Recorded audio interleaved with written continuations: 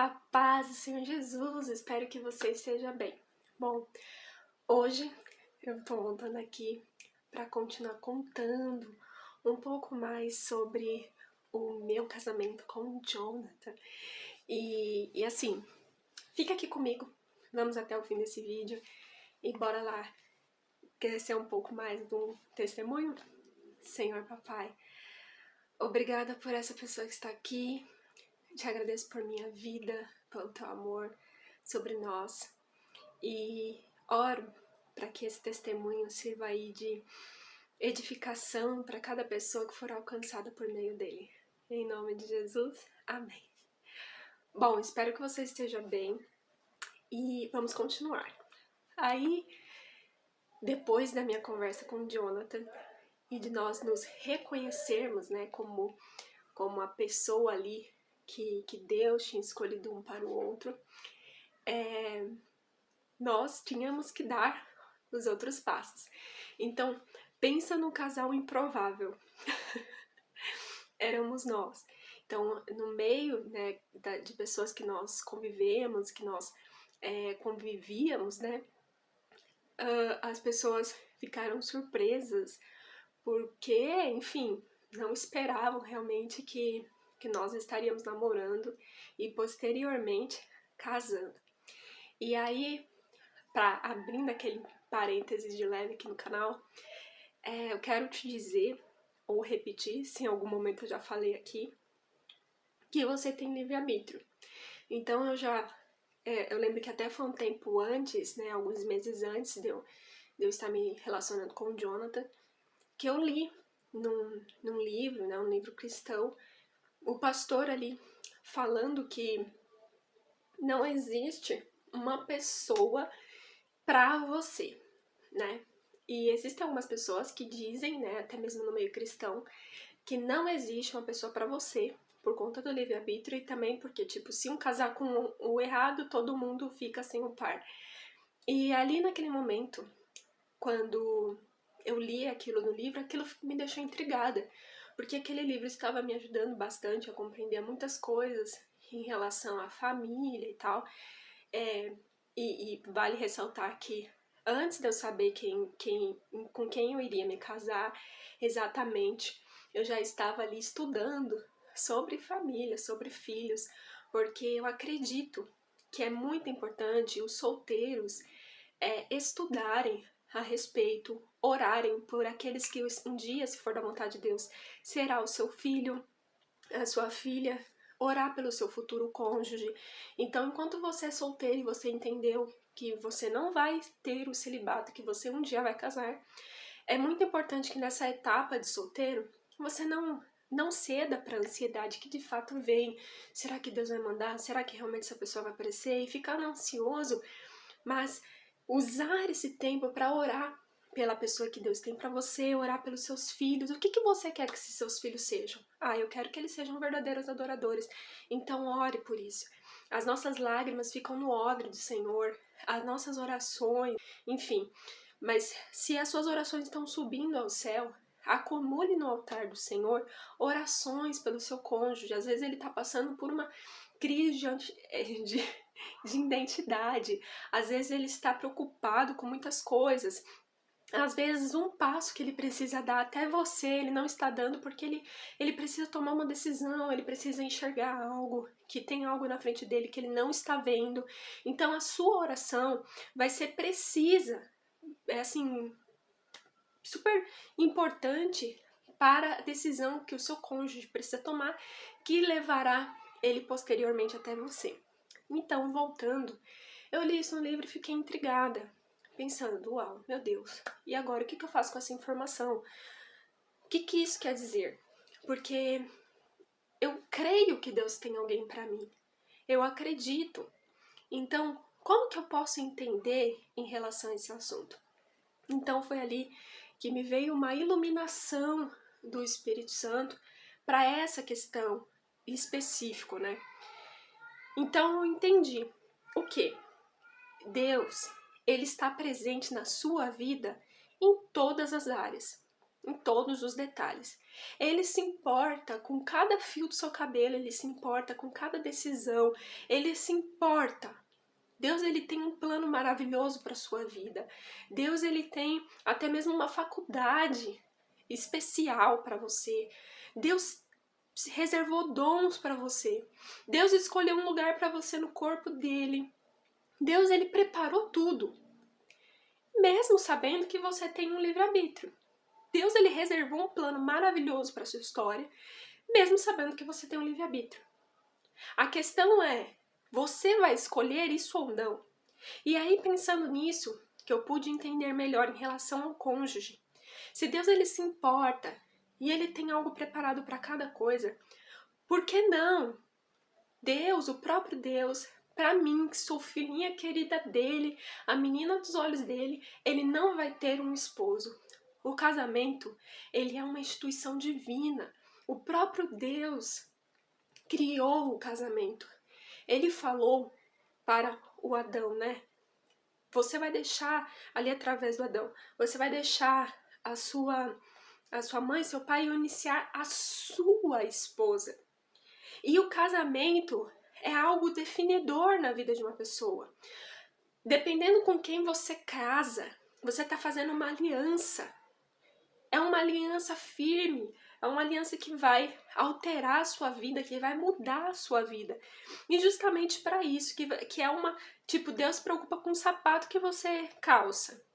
Deus, ele Deus prepara, ele se importa com a comida que você come. E Deus não vai estar nem aí pro seu cônjuge. Tipo, se vire. Não, né? Deus, ele realmente tem em mente alguém especial para você. Alguém que vai se encaixar com você. Não é alguém perfeito, alguém que não peca, porque você também peca e erra. Eu também peco e erro. Não somos, nós que estamos em Cristo, não somos praticantes do pecado. Mas infelizmente, muitas vezes, como disse Paulo, o bem que eu quero fazer, se eu não faço, mas o mal quando eu vejo, eu já fiz. E quem fala que não peca está mentindo. Assim também o seu cônjuge, ele é falho. Mas não é disso que a gente está falando. É de alguém que se encaixa no seu ministério. Então pensa, eu, Josiane, sou missionária. Eu gosto de missões. Eu amo, estou interagindo com missões. O meu coração é missionário. Eu quero estar ali, onde o fogo inflama, ali lutando, guerreando pelas vidas, tendo o prazer de ver pessoas se achegando a Cristo por meio do evangelho, por meio das missões. E aí eu vou me casar com alguém que não tá nem aí pra missões? Teve um dia, na minha antiga igreja local, que eu vi uma moça, né, que ela, desde quando a gente era criança, ela já pregava e tal, ia nos lugares e pregava, super usada por Deus. E essa moça ainda era solteira, e passou o tempo da vida, ela se casou. E aí, pouco tempo atrás, ela foi na minha igreja, na minha antiga igreja local. E ela foi lá pregar e tal. Ela tem um dia que ela foi pregar de fato e tal. Eu não estava, mas eu sabia que ela foi. E no outro dia, ela estava cultuando em minha igreja local. E eu vi aquela moça assim, ali no banco, assim, meio quietinha. E o marido dela ficou o dia inteiro, o tempo todo do culto lá embaixo. Nem estava ao lado dela lá em cima, na nave e tal. E eu vi ela um pouquinho mais apagadinha. Eu não acompanho a vida dela, mas o que eu percebi ali? Será que realmente esse marido a acompanha no ministério dela? Eu nunca mais vi essa moça pregando. Ela nunca mais foi na minha igreja local. Eu não sei como que ela tá hoje. Mas pensa, Deus, ele reservou alguém para você. Não alguém perfeito, mas alguém que vai se encaixar com o seu jeito de ser, com o seu ministério, alguém especial.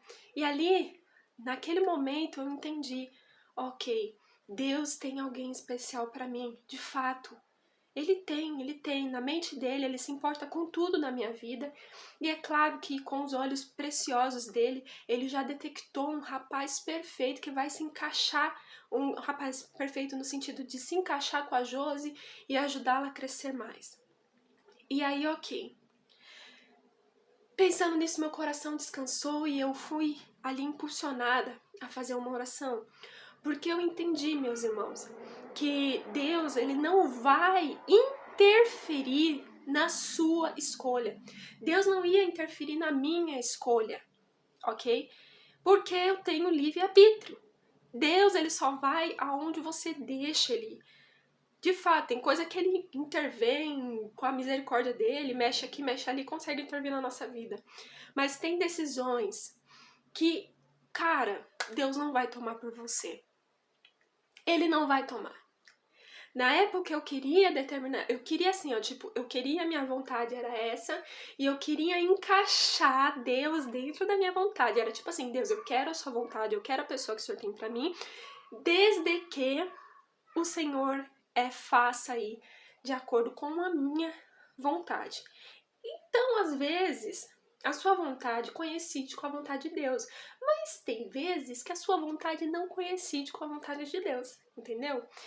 E aí eu cresci num ambiente onde algumas mulheres mais velhas diziam assim pra mim, olha, você pode pedir pra Deus exatamente o homem do jeito que você quer, que Deus vai mandar pra você, do jeitinho que você quer, porque você vai casar com ele, e aí Deus, ele atende, porque comigo foi assim, porque eu fiz uma lista, e ali eu coloquei tudo que eu queria, e Deus fez, e eu tô casada hoje. Mas acontece que não existe uma forma de bolo aí pra todo mundo. Como foi na minha vida, não quer dizer que vai ser exatamente assim na sua. E eu acreditei nisso, que era tipo um padrãozão, que aí Deus atende e é uma coisa maravilhosa, mas não é. Então ali eu entendi que a minha forma, a minha listinha, ela não estava de acordo com a lista de Deus. Então eu fiz uma oração especial naquele lugar.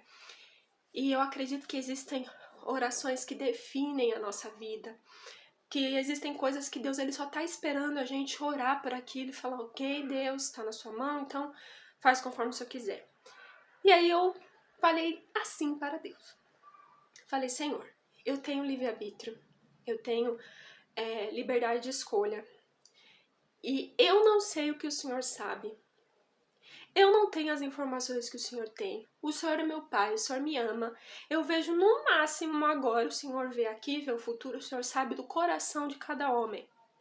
Então eu pego o meu livre-arbítrio, a minha liberdade de escolha, de escolher a pessoa ideal para mim e eu a entrego em suas mãos. Foi uma oração bem sincera, bem simples, ok? Foi muito simples, foi bem simples e tal, e eu fiz essa oração e meu coração descansou. E depois que eu fiz essa oração, que começaram os processos que me levou até o Jonathan. Então, eu acredito assim, que se eu não recebesse a pessoa que Deus tinha pra mim, eu não ia me casar, porque eu não queria me casar com outra pessoa. Eu lembro que nessa conversa que eu tive, foi até no ponto de ônibus, voltando pra casa do trabalho, do antigo trabalho que eu tinha. Falei, Deus, se não for a pessoa que o Senhor quer pra mim, eu também não quero. Porque, gente, se você quiser levantar agora e pegar qualquer pessoa na rua e falar, casa comigo, aí a pessoa casa, você vai lá no cartório, dá a entrada no processo e casa com a pessoa. Porque você tem liberdade de escolha, entendeu? Então, isso quer dizer que é a vontade de Deus pra você? Não, entra na permissão. Porque foi revelador pra mim, se você não sabe ainda, é revelador entender que existe a vontade e a permissão de Deus. A vontade é o que realmente Deus quer pra você.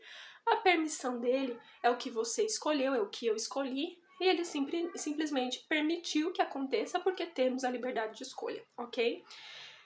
Então, até mesmo para pessoas que perguntam, né? Ai, porque se Deus existe, por que existe o mal? Se Deus existe, por que existe gente doente? Se Deus existe, por que existe criminalidade? Se Deus existe, por que tem pai que maltrata o filho? Simples. Porque a maldade é a ausência de Deus. A partir do momento que o ser humano se render a Cristo, até mesmo por meio da ciência, que Deus ele revela remédios, ele revela processos de cura, né? O ser humano se rendendo a Deus, nós poderíamos alcançar curas, até mesmo por meio da medicina, por que não? Se o pai e a mãe que maltrata o filho se rendesse a Deus, que é bom, e obedecesse, ele não ia mais maltratar o filho. Então, a presença do mal no mundo é a ausência de Deus. Você vê lá em Gênesis. Quando sai a figura de Deus e entra o pecado, que entra a maldade, que entra aí a morte. Então, bora lá continuar. E aí, eu fiz essa oração de entrega, fui vendo os processos. Você já sabe, se você não viu, você pode ver os primeiros vídeos dessa série. Reconheci o meu querido amorzinho Jonathan. E aí, após isso, como eu falei lá no começo do vídeo, nós teríamos aí que dar os nossos passos de fé, né? E é interessante que quando Deus ele falou pra mim assim, olha, é o Jonathan a pessoa pra você. Ele falou assim pra mim também, vocês vão casar este ano. Ele falou isso pra mim, isso em 2022. Vocês vão casar esse ano. Acontece que o dia que eu fui falar com o Jonathan foi no último dia de julho de 2022. E aí, minha gente, eu tinha deixado o meu emprego para me dedicar aos estágios da faculdade, porque eu estava no último ano da faculdade de fisioterapia. O estágio não era remunerado, ou seja, eu não ganhava din-din para fazer esse estágio. O dinheiro que eu tinha recebido da finalização, né, do processo lá com a empresa antiga já tinha acabado, porque eu estava devolvendo para Deus em passos de fé, que aí eu posso falar para você em outro momento, valores, e estava pagando a minha faculdade de fisioterapia, que não é barato. Você talvez saiba que cursos na área da saúde, na faculdade particular, não é barato as mensalidades. Eu estava no último ano, então você pode imaginar que a mensalidade estava um pouquinho alta, né? E aí esse dinheiro tinha acabado, não tinha mais, eu não tinha mais dinheiro, gente. Não tinha. E aí, ok.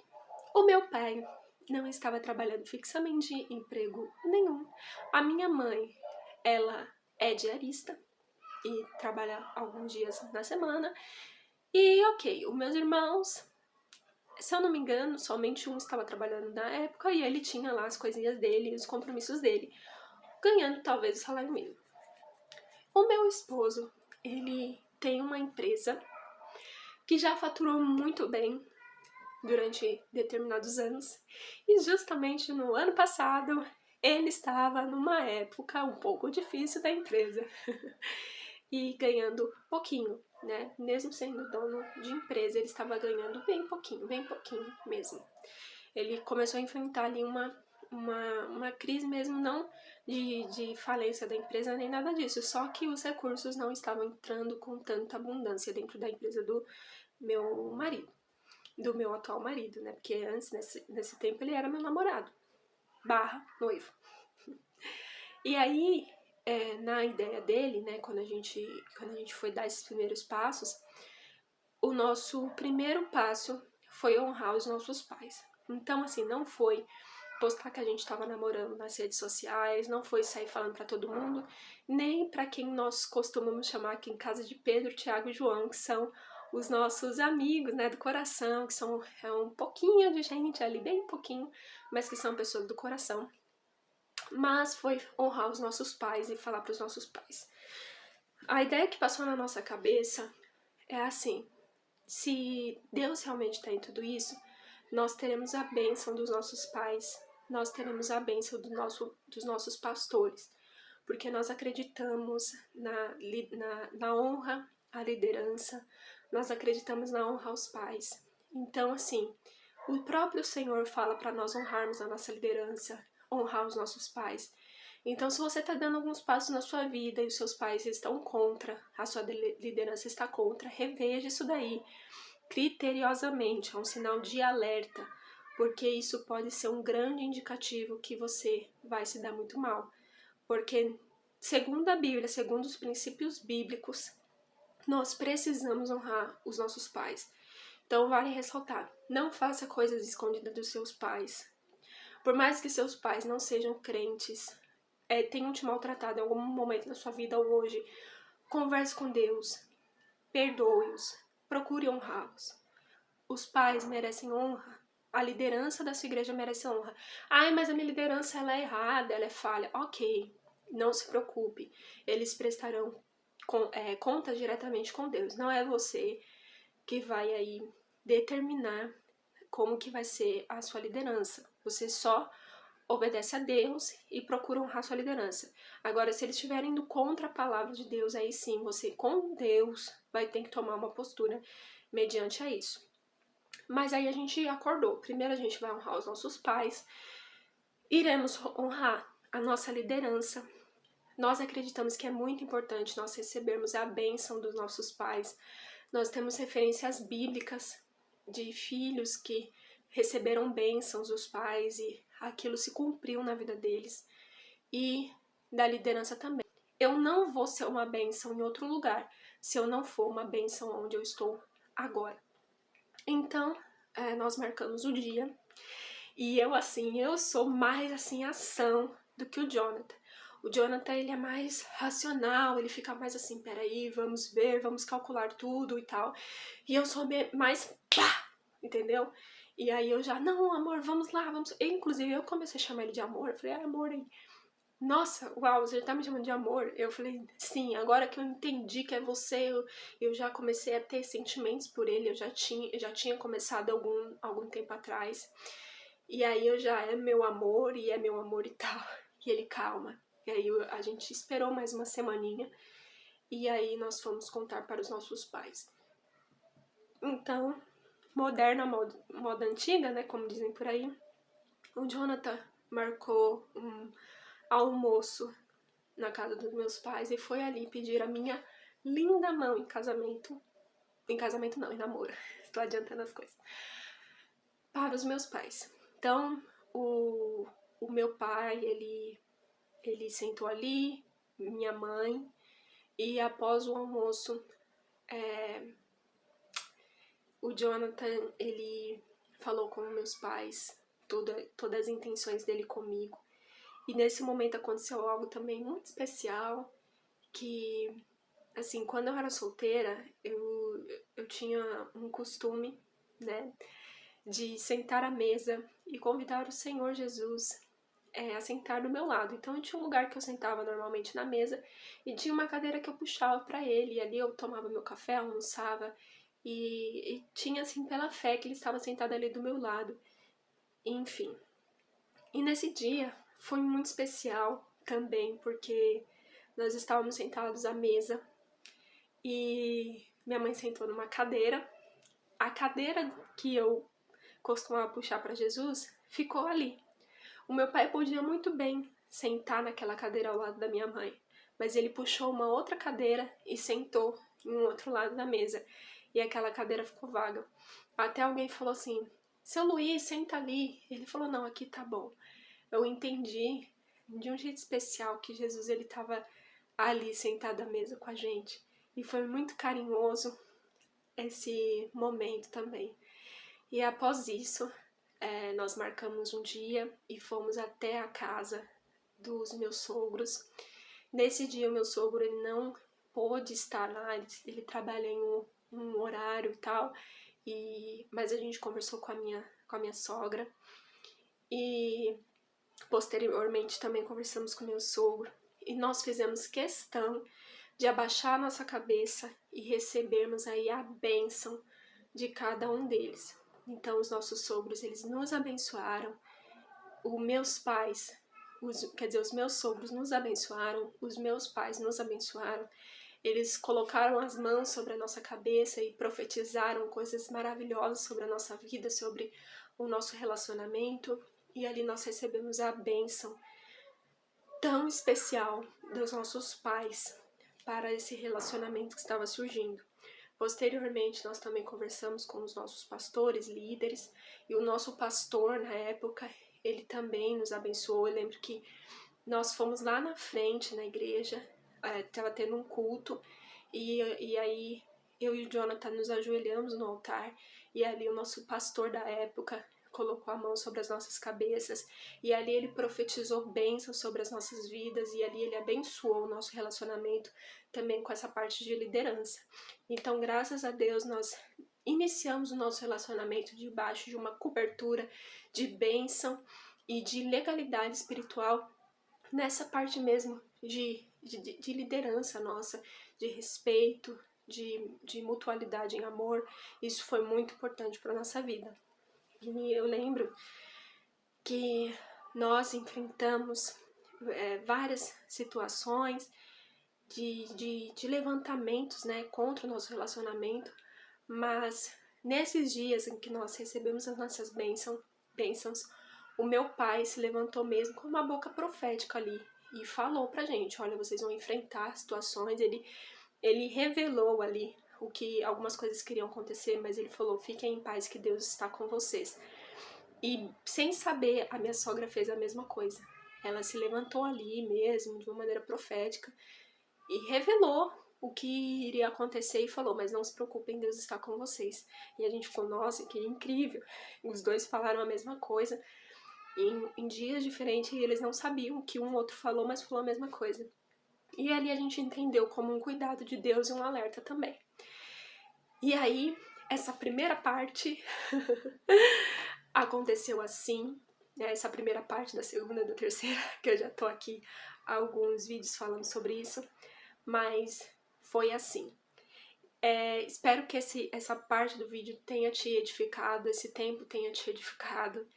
Eu vou parar por aqui e aí em outro momento eu volto com mais detalhes sobre esse momento tão especial, mas espero que você esteja sendo edificado e grande beijo, fica com Deus, até a próxima, fica com Deus e espera aí, fica aqui comigo pra gente estar interagindo um pouco mais sobre esses milagres e milagres, são muitos milagres que o Senhor tem feito aí na vida daqueles que esperam nele. Beijo, fica com Deus e até a próxima.